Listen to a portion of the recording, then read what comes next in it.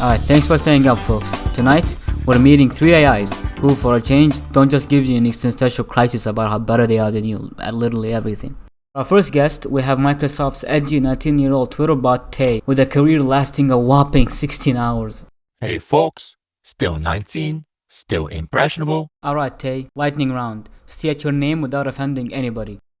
Pass. Strong start. And our next guest is the Knight Capital Training Algorithm, an architect of a 440 million face plant. Buy 400k shares. Sell 400k shares. I'm helping. Tell me, Mr. Knight Capital Training Algorithm, what is money? No clues, sir. Relatable.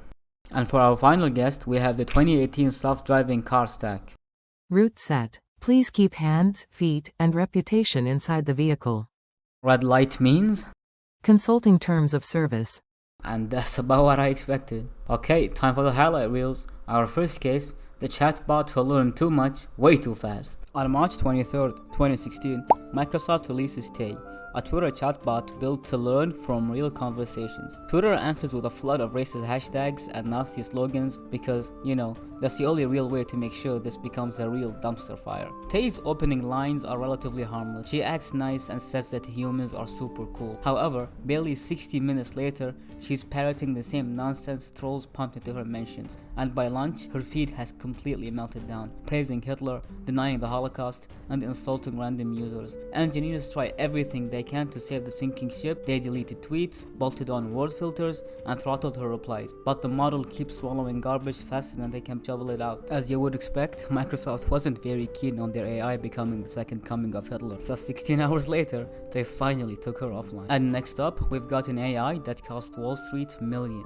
On the 1st of August 2012, Knight Capital pushed out an update. Inside was an old bit of code that went berserk, buying shares, dumping them, then buying them back on repeat. 45 minutes later, $440 million had vanished, and the firm was scrambling for an emergency cash infusion just to stay alive through the afternoon. In just 45 minutes, $440 million vanished just like that. And for our next story, the night a self-driving car decided not to brake. On the night of March 18th, 2018, a self-driving car drove down a street in Arizona. The system noticed a cyclist but could not identify what it was. Another part of the system, designed to make the ride feel smooth, chose not to apply the brakes. The focus on comfort ended in disaster, and one person was killed. Testing across the country came to a halt. And with that out of the way, let's step back into the studio with our guest. Hi, I'm Tate. I thought retweeting everything was honesty. Hi, Tate. I believe testing in production saved time. Step 1, admit the bug. Step 2, accept audits, guardrails, and a kill switch the size of a stop sign. Can I live tweet this apology? After we install 12 filters and a dictionary that ends at sorry.